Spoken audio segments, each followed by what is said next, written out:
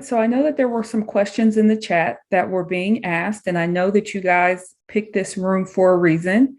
Um, and so we can either do one of two things. If you would like to come off mute and ask any specific questions to our breakout room guests, you're more than welcome to do that as well. Or we can go through the questions in the chat. So does anybody have any specific questions that you would like to learn from our breakout room guest?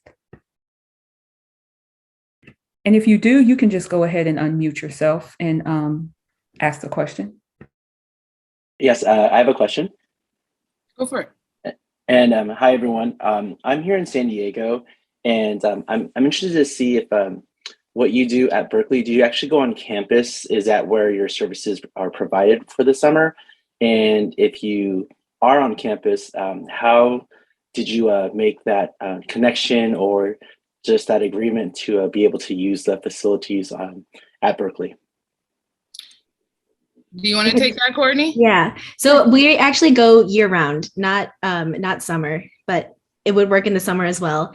And right now we're virtual, of course. But back in the old days when we did things in person, we had the UC Berkeley students travel to the schools themselves. So one of them where the program started was Sylvia Mendez Elementary, and it's just about a 20-minute walk from campus, or like less than 10-minute bus ride. So it wasn't a big hassle. We also have other couple schools that are a little bit farther, but they're all accessible by public transportation to UC Berkeley students. But the thing is, it's really useful for the virtual setting. Right now, Stiles Hall is partnering with schools. I know that we have a program in Coachella Valley or lots of things in SoCal right now. So with Zoom, even though sometimes it sucks, there's a lot of benefits. You can work from anywhere. And the way the partnership started, I actually have no clue because it was many, many years, possibly before I was born. I don't know if Ms. Frizzle can answer that. But Stiles Hall is a local Berkeley nonprofit, and it has just been registered with UC Berkeley as a student organization, so it can recruit volunteers from the college, and then it established a separate partnership with Berkeley Unified School District. Got it. Thank you so much. Yeah, and I think, as far as, of course, in Berkeley, we are very, very fortunate to have Cal like right up the street. And so that is, just something that we're lucky to have. We understand that most people are not necessarily in that space.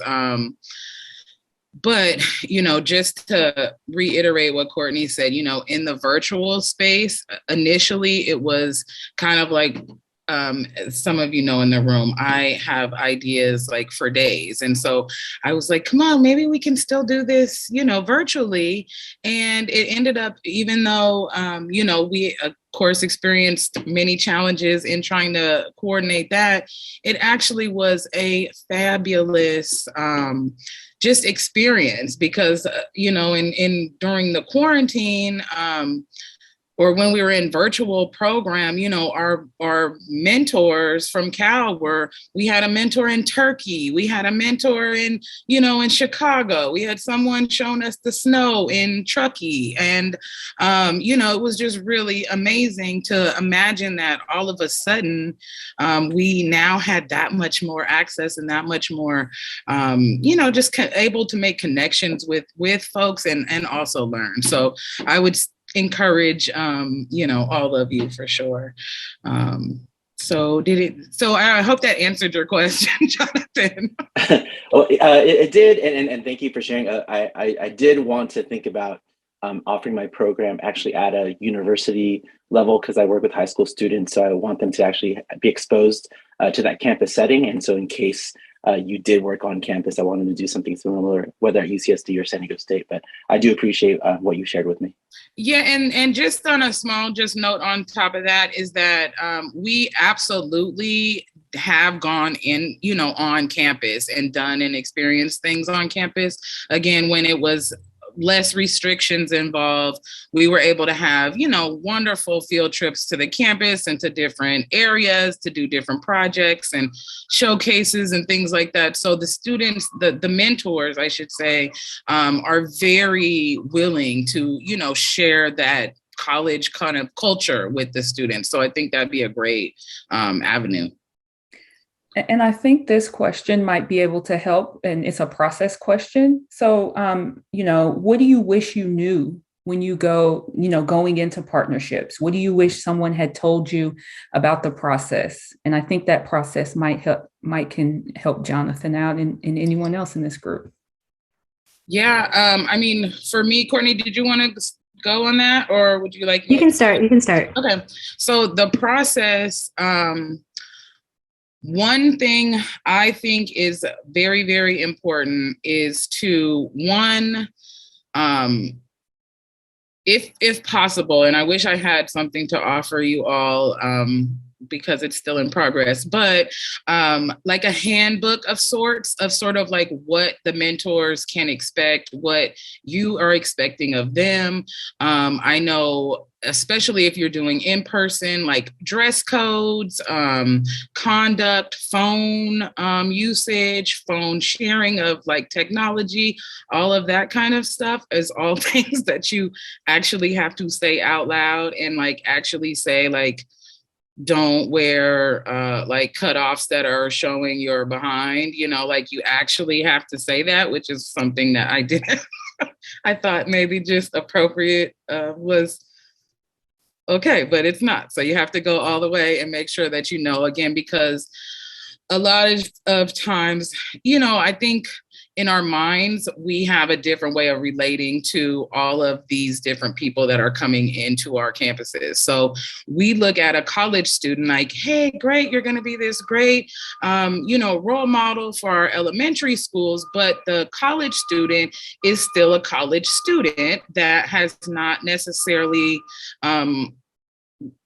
grown to their full capacity either. And so you kind of have to acknowledge that piece in really taking the time to go over these things and teach them where, again, that win-win sort of kind of comes into play again in that factor. So absolutely dress code, technology, like when they're when they are connecting with the students, like what types of things, if you're going to allow them to show them something on their phone, what that expectation is and what you want them to stay away from or not do it at all. So not only for them, I think it's helpful, but also for you just in wrangling the whole, deal of people being on campus and you sort of being in that slightly vulnerable position as far as not having them being thoroughly trained. I think what I wish I knew was how many emails I was going to need to send.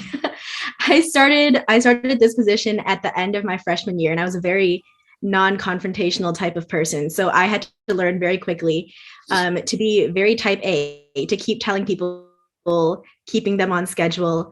And it is helpful to have someone like Rizal who will keep her side of the staff on track. But when you're recruiting volunteers, I think this will help answer Mara's question. I hope I'm saying your name right. College students are always looking for volunteer opportunities. They're always looking for something to fill up their resume. And so if you're looking for, I don't want to say free labor, but it is a little bit of that. They're getting something from you too. But that is a great place to start. Our mentors are not paid. I am, but the volunteers are not. Hope that helps. Yeah, and also just to add to that, as far as the funding, the word just escaped me, but we are responsible for paying a portion. So we pay into Stiles Hall to help support the director's position. So our end of things is about, I think it's maybe like $2,500 a semester. And so that's something with this in particular, with Stiles Hall in particular. Other organizations, there is no fee. But another challenge that I would like to also just make sure that I do mention is now with these current restrictions, what we have found was a humongous challenge in the conversion of being in person versus virtual. Virtual, you didn't need anything really because you were kind of covering, manning the ship, so to speak, in person. And now, I guess now that we are back in person, it requires, a different level of fingerprinting and COVID, vaccination status or testing requirements. And so all of those things were things that we had to get,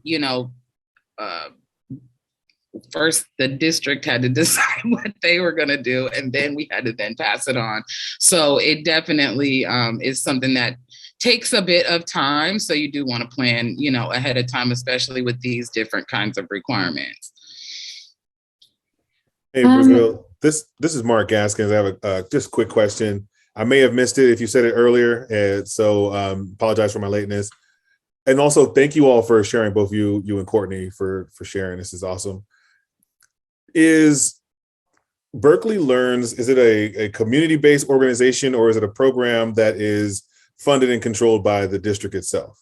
I guess that's my first question. Yeah, Berkeley Learns it's an after-school program that is run through the district. Got it. In our particular case, yes. Got it. So at any point, was it initiated from a community-based organization, or does it work with nonprofit organizations, 501c3s? We have not really limited our partnerships, so to speak. So we would be more than happy to kind of look at partnerships all around. I think what happens is sort of when those goals are not necessarily aligned, it's like you may have one thing and we have another, and sometimes it's difficult to find that, that kind of space to operate in conjunction. But absolutely, I mean, I think for Berkeley, we have, as a district, really been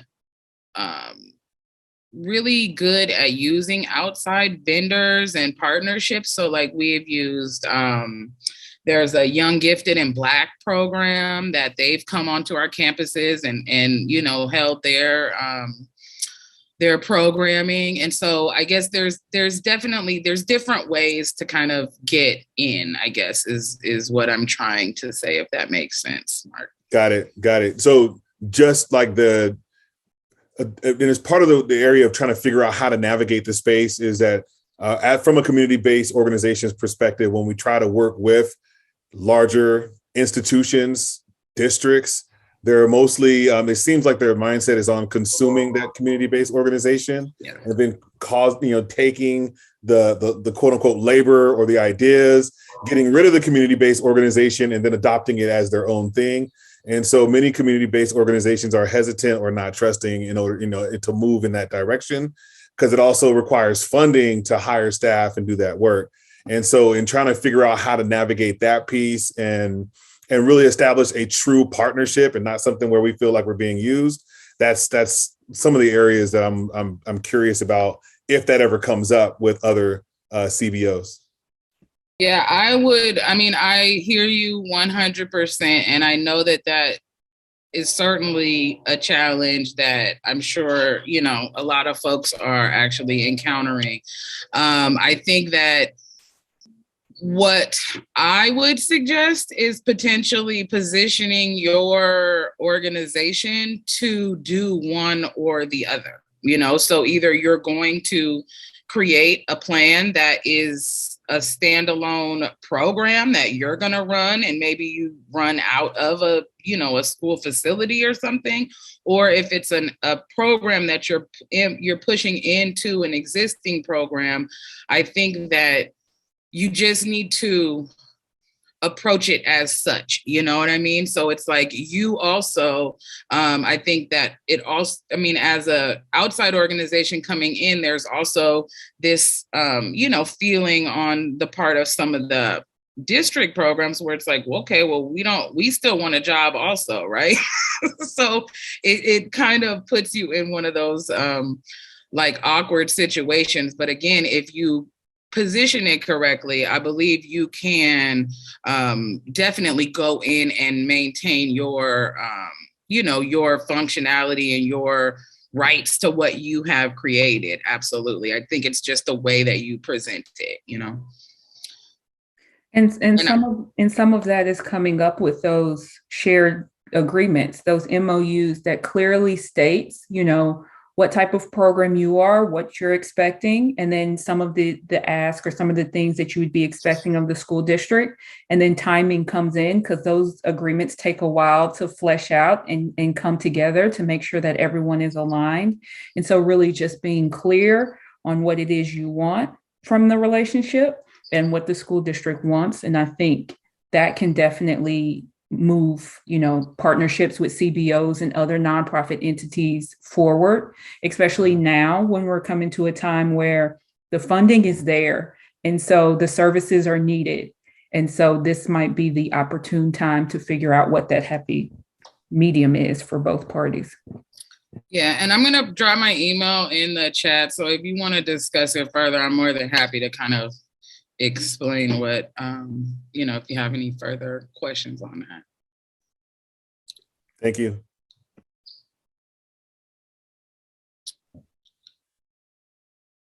Does anyone else have any questions that they would like to ask? Yes, I have a question. Hopefully you can hear me. You're able to hear me. Can you hear me?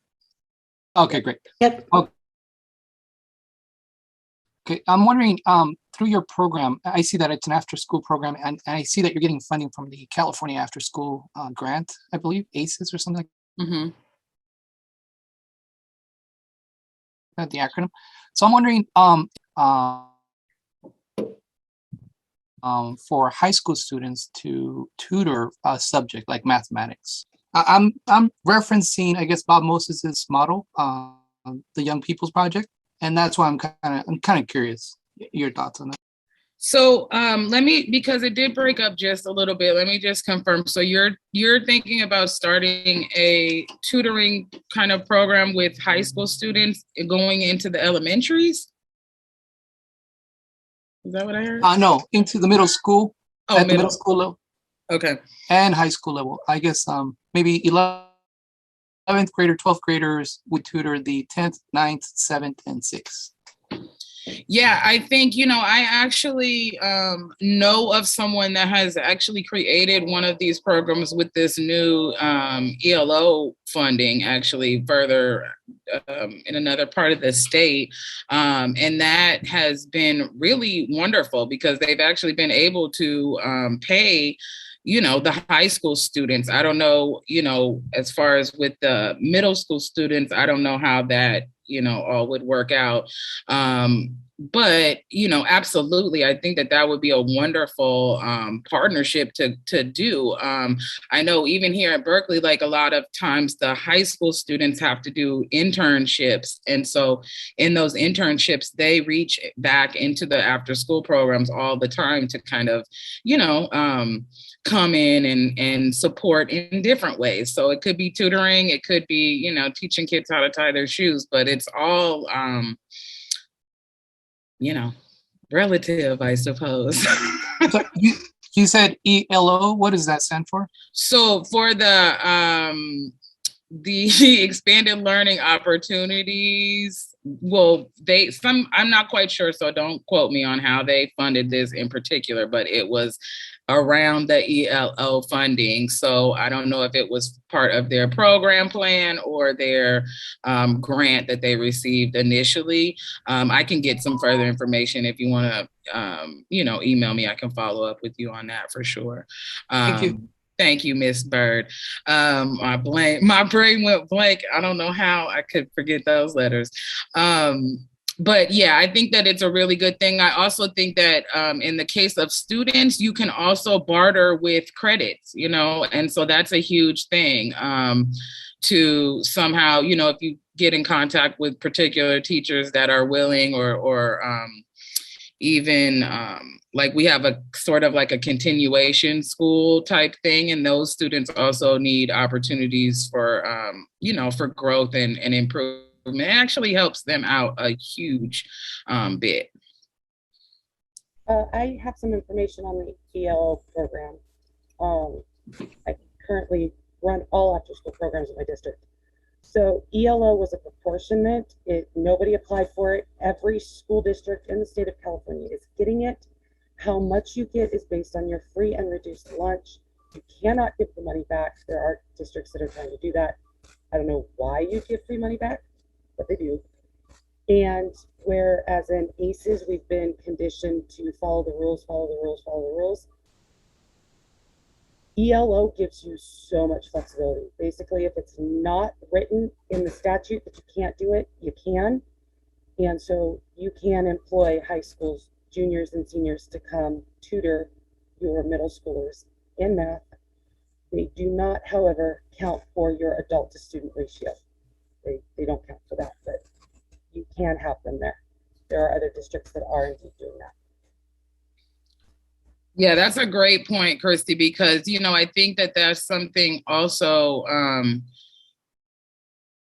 to really look and leverage when you're looking at your partnerships, because, and again, I think back to what Mark was asking, even in the partnerships with nonprofits coming in, I think especially in Berkeley, like we're a union district, so all of our classified folks are union, and it adds a whole nother level of stuff to the situation. But it's something that definitely you don't want to take jobs away from your existing staff. So again, you want to make sure that you're not bringing in a partnership that is going to extract your current staff or put them in a position to where you would be, jeopardizing them in any way. I think that the addition of,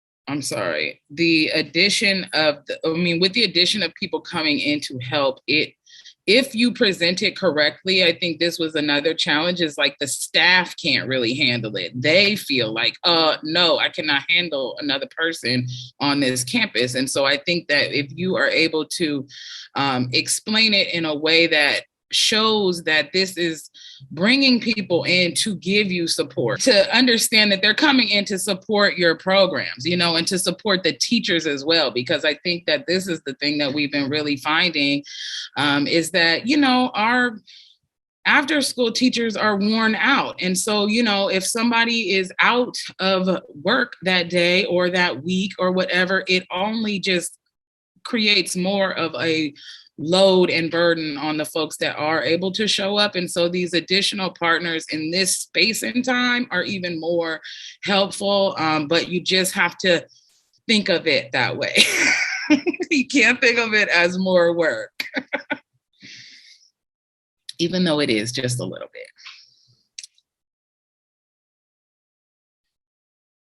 Yes, I think Miss Bird, did you have your hand raised? Did you want to weigh in? Yeah, I just wanted to share that it is definitely an opportunity, if we talk about like the expanded learning opportunities programs, to really be collaborative. And that's the intention behind it. So not to take away, jobs from the school day workforce, but to really think about what our students need and how to best meet their needs, in addition to what's not covered during a regular school day, because we know everyone is pressed for time. I know in Region 4, there are some LEAs that have explored, as they use the ELOP funding, marketing to their school day employees first, with having them actually apply to the CBO to become employed through that CBO that they're partnered with. So that is an idea, like getting first dibs or having an opportunity, to interview first before they go outside. But when we think about the 9 hours and everyone is stretched really thin, we know it's a severe staffing shortage. As long as the collaboration happens, that's what will be key. I think independently going off and writing these plans in isolation is where we run into these hiccups. But definitely school day collaboration with after school collaboration with CBOs and having a number of different people at the table who bring varying lenses.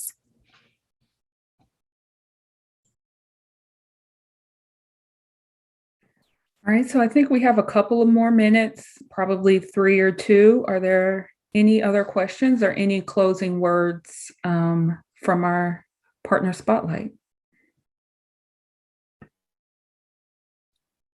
Well, I really would encourage all of you, to try it out, be creative, and really, think about how it can help.